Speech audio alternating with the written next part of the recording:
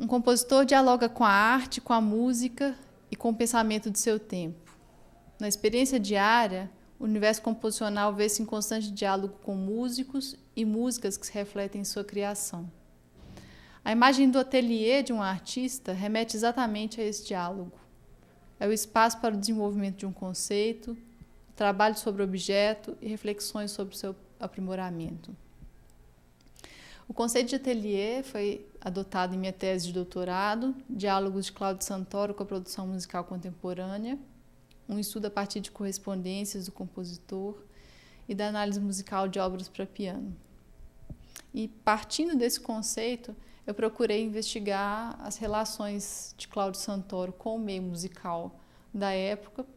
seus diálogos com o ambiente cultural e principalmente com intérpretes que conviveram com Santoro, que trabalharam diretamente com ele, depreendendo daí as principais correntes estéticas e os estilos composicionais aos quais a obra do Santoro esteve ligada. Então, como fontes, na primeira parte do trabalho, eu utilizei cartas trocadas pelo Cláudio Santoro com o musicólogo Francisco Curtilang, com o pianista Heitor Alimonda e uma entrevista da pianista e compositora Jocide Oliveira sobre as cartas trocadas com Santoro, no qual muito do trabalho dela como intérprete das obras do Santoro foi discutido. As cartas revelam informações bastante diversificadas sobre o meio musical, sobre o meio cultural das diversas épocas abordadas no trabalho, contatos de Cláudio Santoro com outros músicos e com grupos principalmente ligados à renovação musical durante também sua trajetória como compositor, mostram o acesso dele a determinados tipos de repertório que tem um reflexo na prática composicional dele, troca de informações musicais através da circulação de obras, da possibilidade que as cartas traziam de edições das obras, contato com ideologias também diferentes que fizeram parte das motivações para a composição do Santoro e contato com a música contemporânea nas décadas de 40 e 70 em outros países, né? Nessa época o Santoro teve contato com esses outros meios musicais. Tratando especificamente da correspondência com o Heitor Alimonda e da entrevista com a Jocide Oliveira, na qual ela fala sobre as cartas trocadas com Santoro, a gente percebe também como que o diálogo dos intérpretes tem um reflexo nas opções estilísticas do Cláudio Santoro, uma vez que esses intérpretes discutem com Santoro a linguagem musical que ele está desenvolvendo, no qual ele está interessado durante os anos. Mas a gente percebe também nas cartas como que a própria bagagem desses intérpretes em determinadas correntes estilísticas vai se refletir na experiência do compositor e, consequentemente, na mudança estilística dele e na opção por um ou outro determinado recursos para determinadas obras para piano.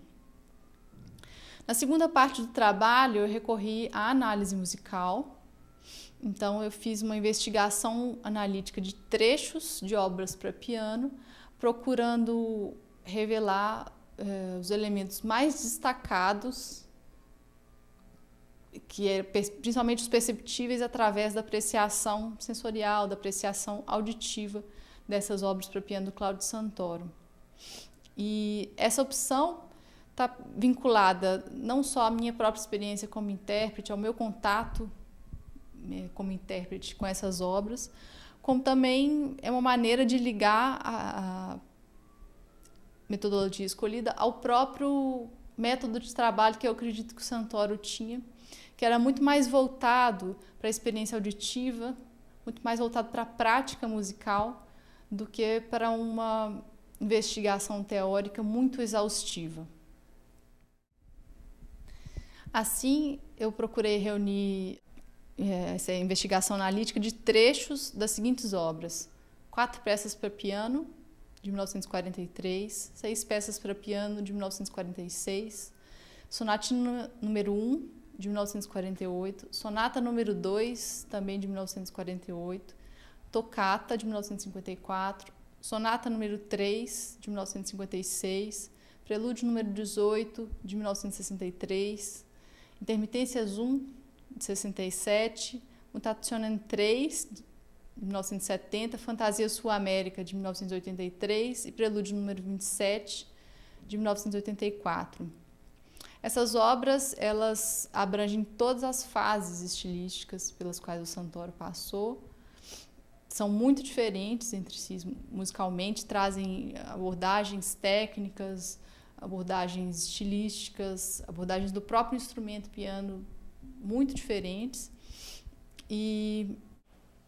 essas diferenças ficam bastante evidenciadas na análise musical, através, então, do estudo específico da textura, do timbre e do ritmo nessas obras. Então, somando esse contato com a análise musical, meu contato como intérprete das obras e o contato com as correspondências trocadas pelo Santoro com Francisco Curti-Lang, com o pianista Heitor Alimonda, e com a entrevista sobre as cartas da pianista e compositora Júcia de Oliveira, a gente consegue fazer uma espécie de reconstituição do que poderia ser esse ateliê do Cláudio Santoro, né? Que ferramentas ele utilizou na sua criação, como que é o contato dele com personagens do meio musical da época e como que esses personagens